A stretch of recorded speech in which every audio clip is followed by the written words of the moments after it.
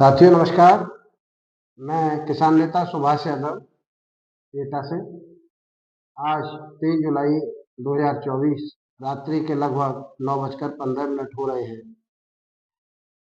इस वीडियो को सिर्फ इस आशय से आपके साथ भेज रहा हूं कि कल 2 जुलाई 2024 को भोले बाबा के सत्संग में जो त्रासदी हुई उसे देख करके मन बहुत दुखी है। हम मानते हैं कि हमारा भारत देश ऋषि मुनियों और साधुओं की धरती है। इस देश में तमाम ऐसे संतों ने भी जन्म लिया है जिनके कारण से आज संपूर्ण देश हमारा गौरवान्वित है। अगर संतों की बात की जाए तो आर्य समाज के संस्थापक स्वामी दयानंद सरस्वती भी हमारे देश में समाज के लिए बहुत कुछ छोड़कर गए। सर्वधर्म सम्मेलन शिकागो में पूरे भारत का सिर गर्व से ऊंचा करने वाले विवेकानंद जी ने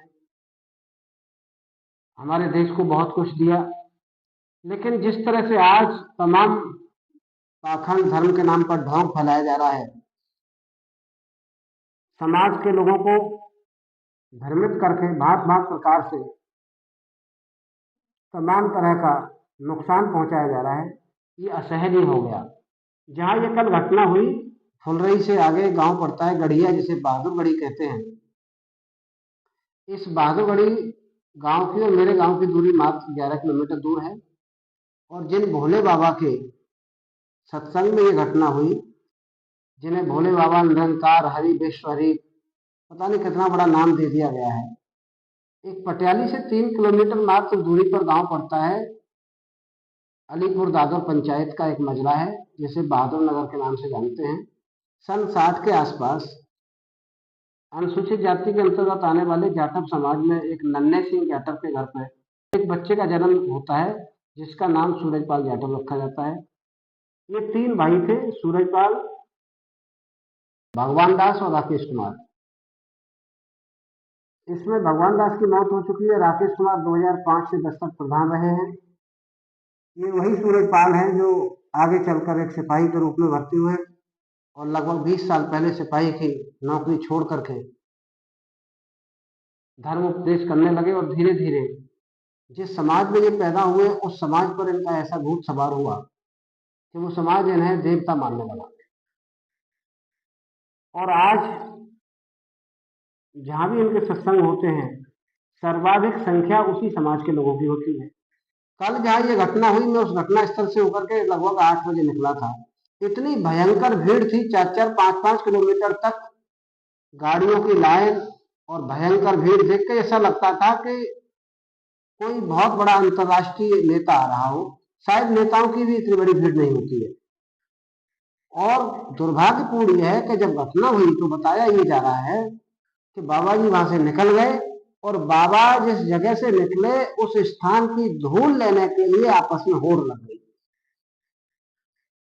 मैं कहना चाहता हूं, अगर बाबा के चरणों की धूल लेने की इतनी शौक है, अगर इनकी धूल में आपको कल्याण नजर आता है, तो बेहतर ये अच्छा होता, माता बहनों और साथियों से कहूंगा कि यदि आप अपने घर में बैठे हुए बूढ़े माँ बाप की सेवा करें, बहनें अपने पति और सास ससुर की सेवा करें, उन्हें समय पर दवा इत्यादि कराएं, सम्मान से रखें, घर में सुख शांति रहे, तो जो बाबा जी नहीं दे सकते वो तुम्हें बिना मांगे घर में मिल सकता है।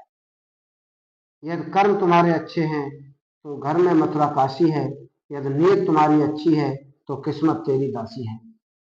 मेरा कहने का आशय यह है कि अब तक मेरी जानकारी के अनुसार 161 मौत हो चुकी है, सैकड़ों लोग घायल हैं, कितने घर बर्बाद हो गए, कितने घरों के छोटे मोटे नन्हे नन्हे बच्चे खत्म हो गए जिन पर उस घर का भविष्य टिका हुआ था। और ये मरने वाली जो महिलाएं हैं, ये अधिकांशतः 50 वर्ष से कम उम्र की महिलाएं हैं। मरने वाली महिलाओं में भी 70% से ज्यादा संख्या एक ही समाज की महिलाओं की है। ये दर्शाता है कि हमारे देश में आज भी अमृत काल, जिसे हमारी सरकारें कहती है, उस अमृत काल में भी आज अशिक्षा का विष फैला हुआ है। जब तक हम और हमारे बच्चे शिक्षित नहीं होंगे, संस्कारवान नहीं होंगे, इस तरह के ढोंगी बाबाओं के मकड़ जाल में फंसते रहेंगे और इसी तरह से जनहानि होती रहेगी। मैं प्रशासन से भी निवेदन करना चाहता हूं, अगर एक राजनेता की सभा हो तो 2-4 डिप्टी एसपी, सैकड़ों इंस्पेक्टर और दरोगा, हजारों सिपाही लगा दिए जाते हैं आसपास के जिलों से। और जब ये मालूम है कि भोले बाबा की सभाओं में लाखों की भीड़ इकट्ठी होती है, तो उनके लिए ये प्रशासनिक व्यवस्था क्यों नहीं की गई? काश अगर राजनेताओं की सभाओं की तरह से भोले बाबा की सभा के लिए प्रशासन ने पहले से व्यवस्थाएं की होती तो इतनी बड़ी जनत्राशि नहीं होती। इसलिए मेरा दोनों बिंदुओं पर विनम्र अनुरोध है कि या तो इस तरह के बाबाओं को पाखंड फैलाने वाले ढोंगी बाबाओं के आयोजनों पर पूरी तरह से रोक लगा दी जाए, बेहतर, अच्छा, सबसे अच्छा यही होगा। और अगर रोक नहीं लगा पाती है सरकार, तो फिर वहां पर प्रशासनिक व्यवस्था को चुस्त दुरुस्त रखा जाए। समाज से सिर्फ इतना कहना है कि इन बाबाओं की भीड़ में कुछ नहीं रखा है, बाबाओं की भीड़ में कुछ नहीं रखा है।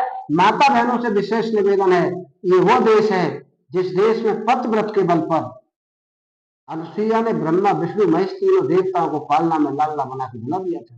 ये वो देश है जिसमें सती सावित्री ने अपने पति सत्यवान के प्राण यमराज से वापस ले लिए थे।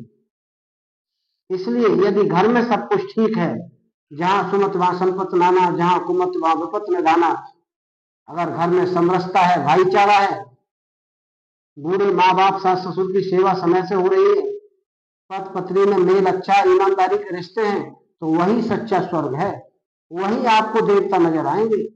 और अगर ये सब कुछ नहीं है तो इस तरह के एक सत्संग नहीं, हजारों सत्संग सुन लेना। जनहानि तो हो सकती है, लेकिन परिवार कभी खुशहाल नहीं रह सकता है। नमस्कार।